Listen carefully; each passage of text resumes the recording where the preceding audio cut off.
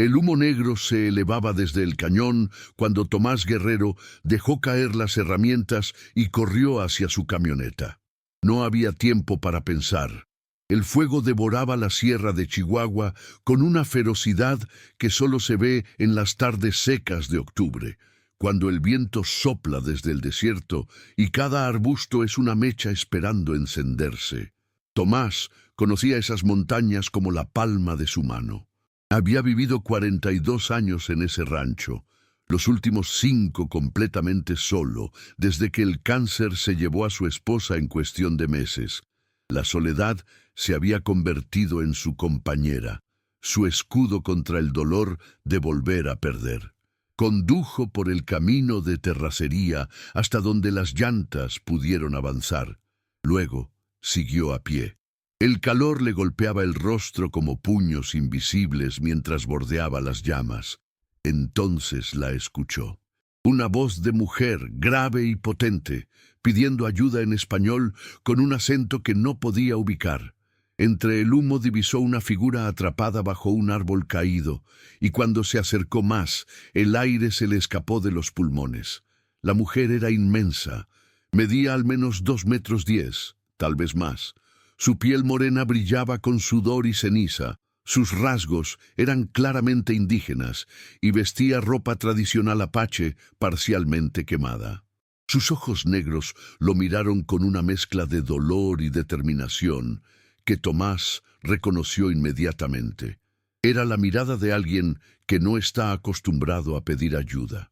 Sin pensarlo 2 veces, Tomás agarró una rama gruesa y la usó como palanca. Sus músculos protestaron, sus manos sangraron, pero logró levantar el tronco lo suficiente para que ella pudiera arrastrarse hacia afuera. La mujer tenía la pierna derecha gravemente herida, la piel desgarrada y quemada, pero no gritó. Solo apretó los dientes y se movió con una gracia que desafiaba su dolor. Tomás pasó el brazo de ella sobre sus hombros y caminaron entre el humo mientras las llamas se acercaban como depredadores hambrientos. Ella cojeaba, pero confiaba en él completamente, poniendo todo su peso sin miedo, sin vergüenza de su tamaño. Cuando finalmente alcanzaron la camioneta, Tomás la ayudó a subir. Ella gimió de dolor, pero mantuvo la compostura. Mientras conducía de regreso a su rancho, la miraba de reojo. Su rostro mostraba una dignidad antigua, como si llevara siglos de historia en cada línea de su expresión. «Me llamo Nashoba», dijo ella finalmente con voz profunda que resonaba en el interior del vehículo. «Significa lobo en mi lengua». «Tomás», respondió él, «vamos a curarte esa pierna». En su casa, limpió y vendó la herida, mientras Nashoba permanecía estoica, sin un solo grito, a pesar del dolor que debía estar sintiendo. Le ofreció agua y comida, que ella aceptó con un gesto de cabeza que hablaba de respeto mutuo. Esa noche le preparó un lugar para dormir en la sala con mantas extras porque no tenía cama lo suficientemente grande. Antes de retirarse a su habitación, la vio mirando por la ventana hacia las montañas oscuras. Había algo antiguo en ella, algo que le recordaba las historias que su abuelo contaba sobre los apaches que habitaban estas tierras hace más de un siglo, antes de que el mundo moderno los empujara a las sombras. Al amanecer, encontró a Nashoba intentando ponerse de pie. La ayudó a sentarse de nuevo y le llevó café y pan dulce. Ella comió en silencio, observándolo con esos ojos intensos que parecían leer cada pensamiento, cada cicatriz del alma. «Mi gente te está buscando», dijo finalmente. «Vendrán hoy». Tomás asintió sin hacer preguntas. Había aprendido que algunas cosas no necesitaban explicación, que el silencio a veces dice más que 1000 palabras. Pasó la mañana haciendo sus tareas del rancho, pero manteniendo un ojo en el camino. Al mediodía vio la polvareda. 3 figuras a caballo se acercaban con la calma de quienes no tienen prisa porque saben que llegarán a donde deben llegar. El que iba adelante era un hombre de edad avanzada, también de estatura impresionante, aunque no tanto como Nashoba. Su rostro estaba marcado por el tiempo y la sabiduría. Cada arruga contaba una historia de decisiones difíciles y responsabilidades pesadas. Los otros dos eran hombres jóvenes, claramente guerreros, con cuerpos tallados por el trabajo y ojos que no perdían detalle. Tomás salió a recibirlos. El anciano desmontó con gracia sorprendente para su edad y caminó directamente hacia él. Se detuvieron frente a frente, midiéndose en silencio. Ese tipo de silencio masculino donde se dicen cosas que las palabras nunca podrían expresar. «Eres Tomás Guerrero», dijo el anciano en español perfecto. «Salvaste a mi hija del fuego». «Cualquiera hubiera hecho lo mismo», respondió Tomás, pero incluso mientras lo decía, sabía que no era cierto. «No». El anciano negó con la cabeza. «No cualquiera arriesga su vida por una extraña. No cualquiera ve a alguien diferente y decide ayudar, sin miedo ni disgusto». Nashoba salió cojeando de la casa. Su padre fue hacia ella y la examinó con ojo crítico pero amoroso, tocando su frente, revisando el vendaje de su pierna, murmurando palabras en apache que Tomás no entendía, pero cuyo significado emocional era universal. Hablaron durante varios minutos en su lengua, y Tomás esperó pacientemente, sintiendo el peso de algo importante desarrollándose frente a él como una tormenta acumulándose en el horizonte. El anciano se volvió hacia él con expresión seria. «Me llamo Kuruk, jefe de nuestra comunidad. Vivimos en las montañas, lejos de los ojos del mundo moderno. Mantenemos las viejas costumbres, las tradiciones de nuestros antepasados, las cosas que el resto del mundo ha olvidado o decidido ignorar. Respeto eso», dijo Tomás sinceramente, y lo decía en serio. Había algo admirable en vivir según principios propios en un mundo que exigía conformidad. «Mi hija me dice que fuiste amable», continuó Kuruk, «que no mostraste miedo ni disgusto por su tamaño, que la trataste con dignidad, como a cualquier persona que necesitara ayuda». Kuruk hizo una pausa larga, y en esa pausa Tomás sintió que su vida estaba a punto de cambiar de maneras que no podía predecir. «Vengo con una petición que parecerá imposible». Tomás esperó, su corazón latiendo más rápido sin saber por qué. «Nashoba tiene 30 años y nunca ha encontrado esposo», dijo Kuruk con voz firme pero no sin dolor. «Entre nuestra gente, ella es considerada demasiado grande, demasiado diferente. Los hombres le temen, no a su carácter, que es noble, no a su corazón, que es generoso.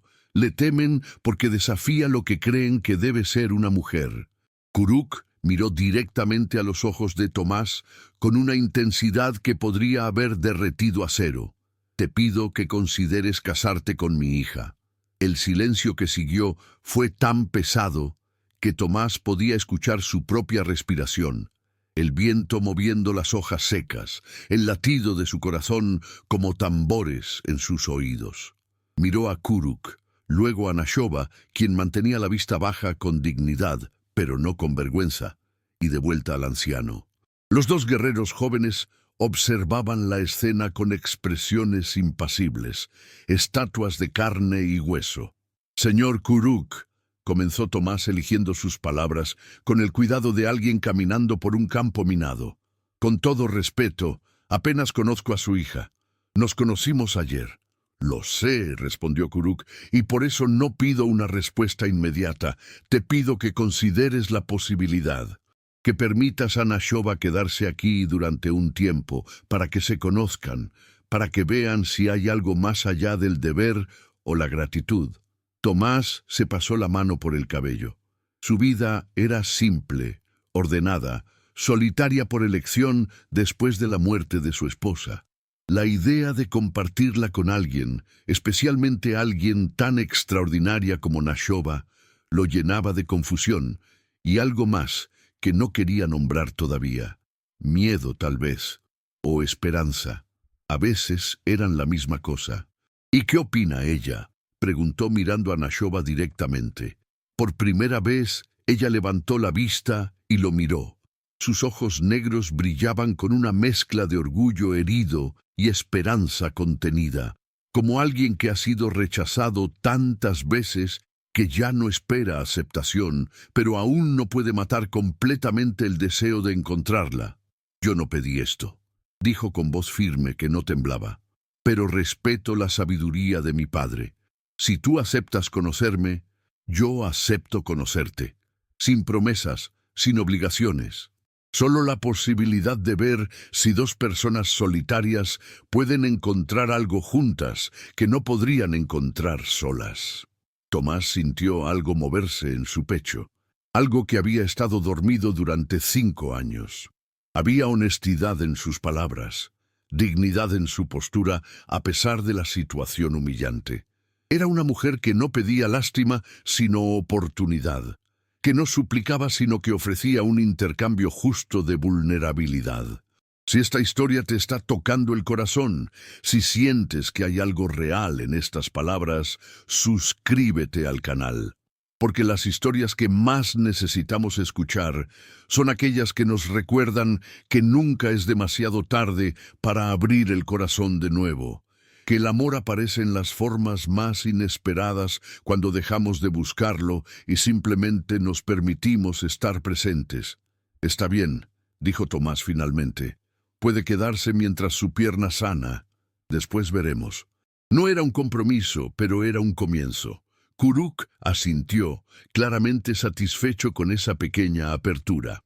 Los guerreros descargaron provisiones de sus caballos, alimentos, medicinas tradicionales preparadas con hierbas que Tomás nunca había visto, y ropa para Nashoba. El anciano se acercó a Tomás y colocó una mano en su hombro con peso pero no amenaza. «Eres un hombre bueno, Tomás guerrero. Sea cual sea tu decisión final, mi pueblo te estará agradecido por darle a mi hija algo que nunca ha tenido, una oportunidad justa». Kuruk hizo una pausa, sus ojos antiguos penetrando en los de Tomás. «Pero debo advertirte algo. Nashoba no es solo grande en estatura. Tiene el corazón de un guerrero y la lealtad de una loba. Si decides rechazarla, hazlo con honestidad. Ella merece eso. Ha tenido suficientes hombres que la evitan con excusas o mentiras piadosas. Los primeros días fueron extraños, como bailar con alguien cuando ninguno de los dos conoce los pasos. Tomás no sabía cómo actuar alrededor de Nashoba, y ella parecía igualmente incómoda. Se movían por la casa como dos extraños educados, hablando solo lo necesario, ocupándose en tareas separadas para evitar el peso del silencio compartido. Pero gradualmente, como el hielo derritiéndose bajo el sol de primavera, las cosas comenzaron a cambiar. Nashoba insistió en ayudar a pesar de su pierna herida. Cocinaba platos tradicionales apaches que llenaban la casa con aromas nuevos y deliciosos, combinaciones de especias y hierbas que Tomás nunca había imaginado. Descubrió que ella sabía de plantas medicinales, que podía identificar cada hierba de la sierra y conocía sus usos, y comenzó a cultivar un pequeño jardín junto a la casa donde las plantas crecían con vigor sorprendente bajo sus manos. Una tarde, mientras Tomás reparaba una cerca bajo el sol implacable, Nashoba salió cojeando para ayudarlo. Él protestó. Le dijo que descansara, que su pierna necesitaba sanar, pero ella ignoró sus objeciones con una sonrisa pequeña que decía que estaba acostumbrada a que le dijeran lo que no podía hacer. Comenzó a sostener las tablas mientras él martillaba y trabajaron en silencio, desarrollando un ritmo natural como si hubieran hecho esto juntos durante años. «Mi esposa murió hace 5 años», dijo Tomás de repente, sorprendiéndose a sí mismo con la confesión. «Cáncer». Fue rápido. 3 meses desde el diagnóstico hasta el funeral. Nashoba no respondió inmediatamente, pero su silencio era cálido, invitando a continuar sin presión. «Desde entonces he estado solo», continuó Tomás, martillando otro clavo con más fuerza de la necesaria. «Pensé que era lo que quería. Pensé que era más seguro construir muros que puentes. El miedo es natural, dijo ella finalmente con voz suave. Mi gente dice que el lobo solitario es fuerte, pero la manada es más fuerte. Estar solo no es debilidad ni fortaleza, simplemente es. Pero elegir estar solo por miedo es una jaula que construimos nosotros mismos. Y las peores prisiones son aquellas donde somos tanto el prisionero como el carcelero. Sus palabras tenían una sabiduría simple que resonó en Tomás como una campana en el silencio. Esa noche cenaron juntos en la mesa por primera vez, en lugar de en silencio, en habitaciones separadas como habían estado haciendo. Hablaron de cosas pequeñas al principio: el clima, los animales del rancho, las plantas que crecían en las montañas. Pero gradualmente, como un río encontrando su curso, la conversación se profundizó. Nashoba le contó sobre su comunidad, escondida en valles remotos donde mantenían las antiguas tradiciones como llamas protegidas del viento. Le habló de rituales realizados bajo la luna llena, de historias pasadas de generación en generación durante miles de años, de una forma de vida que el mundo moderno había olvidado en su prisa por el progreso. Tomás escuchaba fascinado, sintiendo como si estuviera recibiendo un regalo raro y valioso.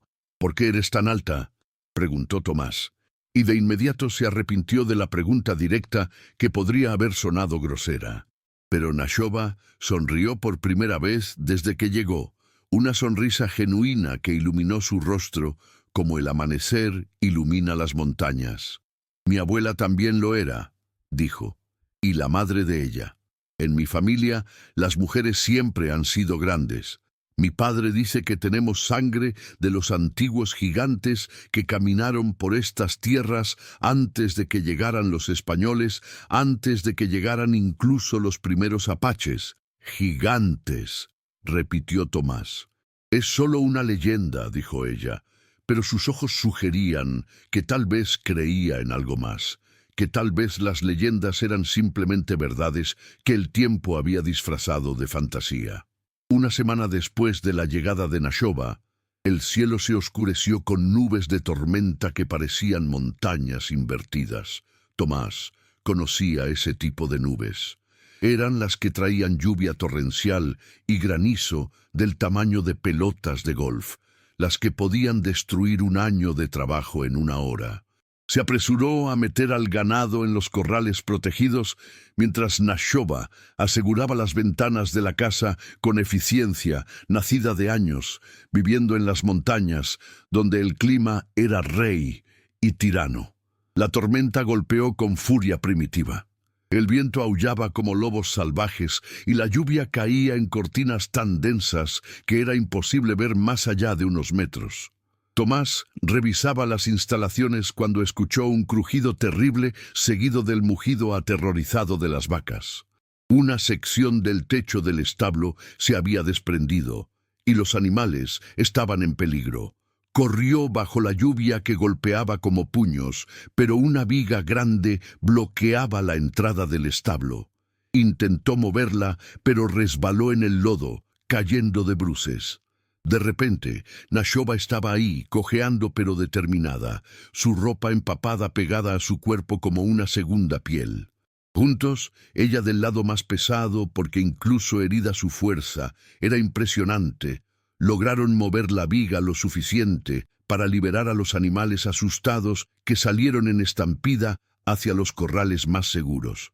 Trabajaron durante horas bajo la tormenta, reparando lo que podían, asegurando lo demás, moviéndose como un solo organismo con dos cuerpos. Nashoba no se quejó de su pierna herida ni una vez, aunque Tomás podía ver que cada paso le costaba dolor. Su fuerza era impresionante, pero más impresionante era su espíritu inquebrantable, su negativa a rendirse o a ser menos de lo que era capaz de ser. Cuando finalmente regresaron a la casa, empapados hasta los huesos y exhaustos hasta el punto del colapso, Nashoba se tambaleó. Tomás la sostuvo antes de que cayera, sus brazos rodeándola por instinto. Por un momento estuvieron muy cerca, sus rostros a centímetros de distancia. Podía sentir el calor de su cuerpo a pesar de la ropa mojada, ver las gotas de lluvia brillando en sus pestañas como diamantes, oler el aroma de hierbas y tierra mojada que emanaba de su piel. «Gracias», susurró él, y no estaba seguro de por qué lo decía o por qué exactamente. «Somos un equipo», respondió ella simplemente, y en esas 3 palabras Tomás escuchó una verdad que había estado evitando admitir. Esa noche, mientras se secaban junto al fuego crepitante, Tomás se dio cuenta de que algo había cambiado fundamentalmente. Ya no veía a una extraña en su casa. Veía a alguien que había estado a su lado en la tormenta sin que se lo pidiera, que había trabajado sin esperar nada a cambio, que se había lastimado ayudándolo y no había pronunciado una sola queja. «Nashoba», dijo mirando las llamas que bailaban como espíritus antiguos. «Tu padre preguntó algo imposible, pero tal vez no sea tan imposible después de todo». Ella lo miró, esperando con esa paciencia infinita que parecía ser parte de su naturaleza. «No puedo prometerte amor ahora mismo», continuó Tomás con honestidad brutal. «No sé si mi corazón está listo. No sé si alguna vez volverá a estar listo. Pero me gustaría intentarlo, conocerte de verdad, ver si esto puede ser algo más que un arreglo conveniente o un favor a tu padre». Los ojos de Nashoba brillaron, no con lágrimas, sino con algo más profundo, esperanza mezclada con respeto, gratitud mezclada con orgullo. «Eso es todo lo que puedo pedir», dijo ella.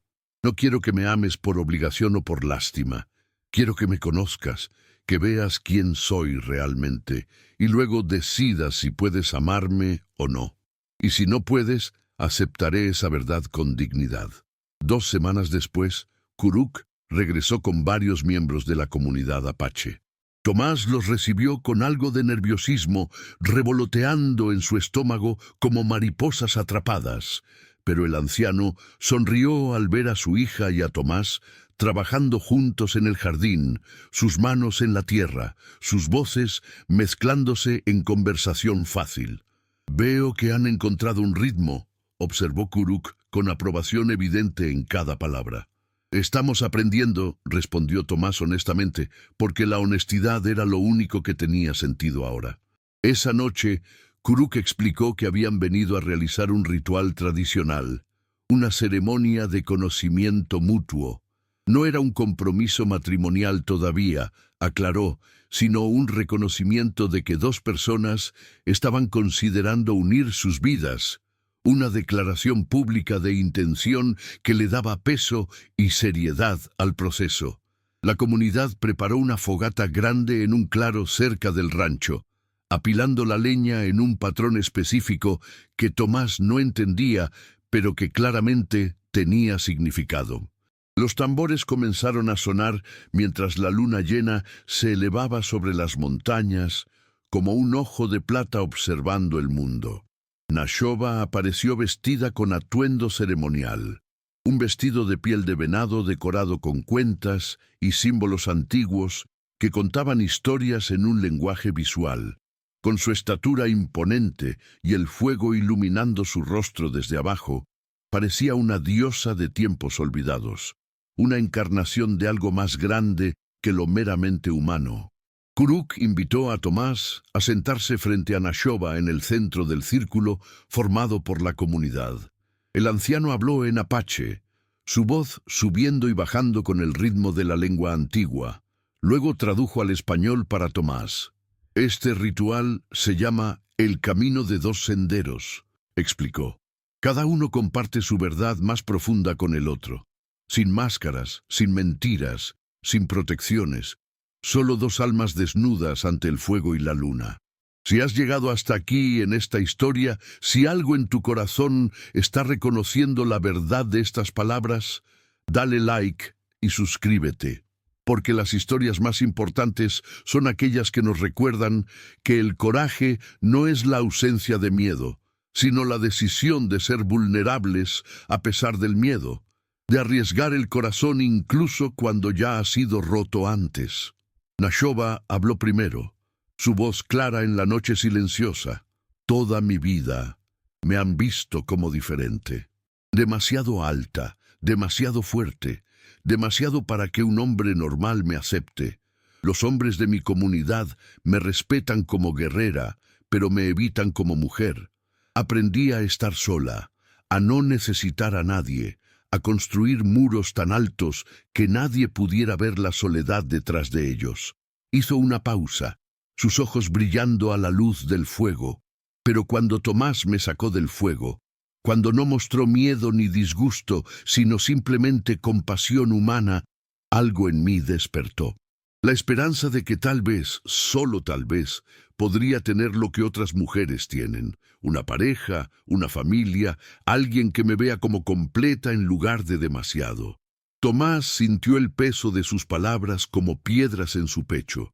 Cuando llegó su turno, respiró profundo y dejó que las palabras fluyeran sin censura. Después de que mi esposa murió, construí muros alrededor de mi corazón. Muros tan gruesos que pensé que nada podría penetrarlos. Pensé que era más seguro estar solo que arriesgarme a perder de nuevo, a sentir ese dolor que te hace desear dejar de existir. Miró directamente a Nashoba. Pero estos días contigo me han mostrado que estar vivo significa arriesgarse. Que una vida sin riesgo no es realmente una vida, es solo existencia. Aún tengo miedo, estoy aterrado de lo que significa abrir mi corazón de nuevo. Pero, por primera vez en 5 años, quiero intentarlo, contigo. El silencio que siguió fue sagrado, roto solo por el crepitar del fuego y el sonido distante de los búhos cazando en la noche. Kuruk sonrió, sus ojos viejos brillando con satisfacción. Han hablado con verdad, dijo. Ahora el camino está claro. Que la luna y el fuego sean testigos de esta decisión.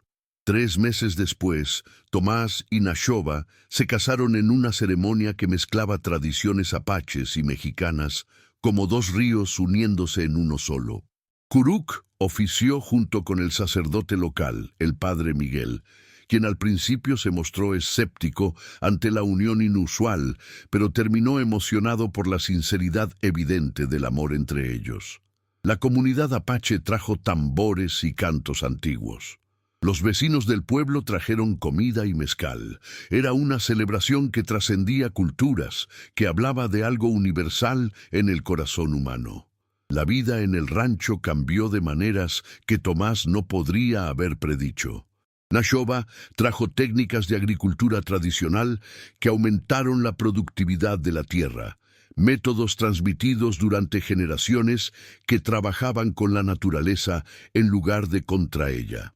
Tomás aprendió palabras en apache y comenzó a entender la cosmovisión de su esposa, una forma de ver el mundo donde todo estaba conectado, donde el respeto por la tierra no era opcional, sino esencial.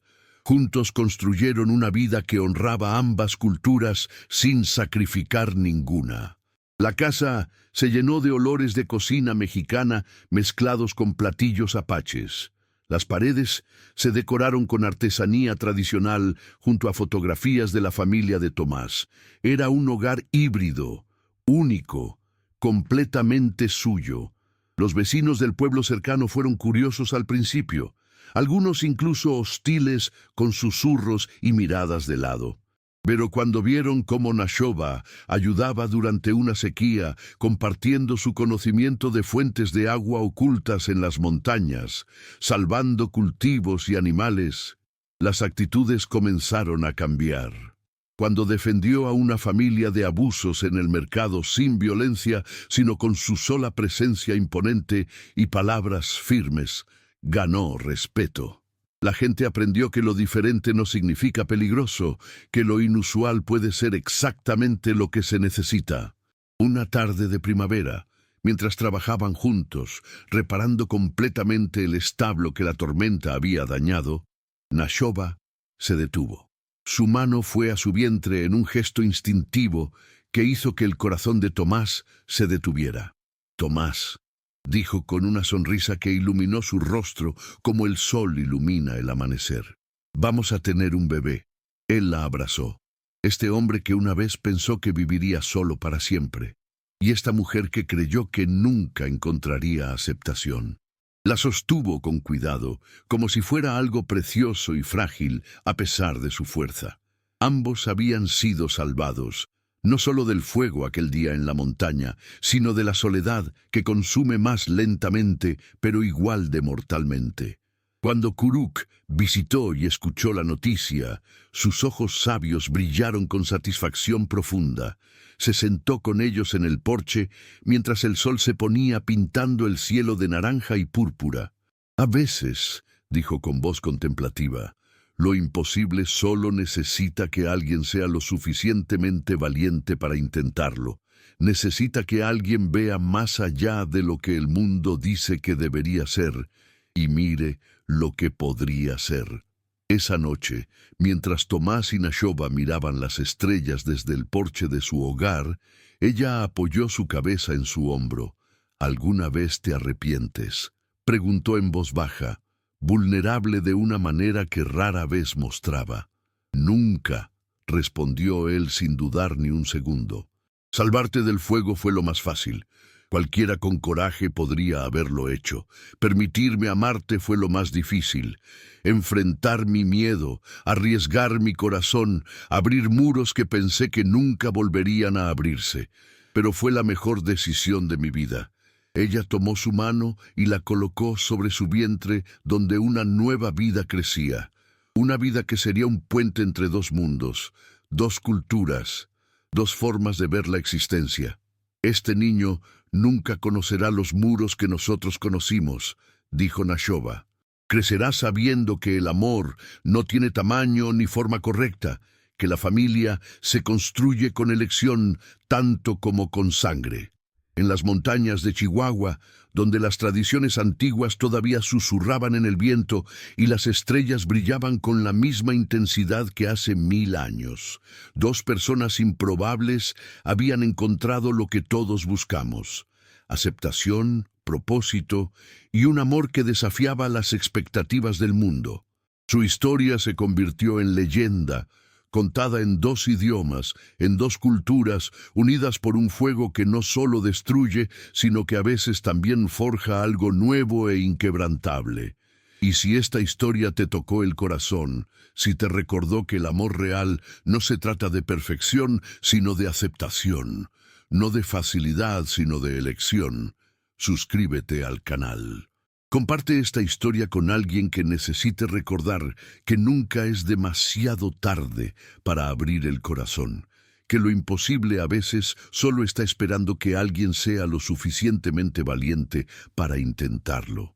Porque al final, las mejores historias no son aquellas con finales perfectos, sino aquellas con finales reales, con personas reales que eligen amarse a pesar del miedo, a pesar de las diferencias, a pesar de lo que el mundo dice que debería ser imposible.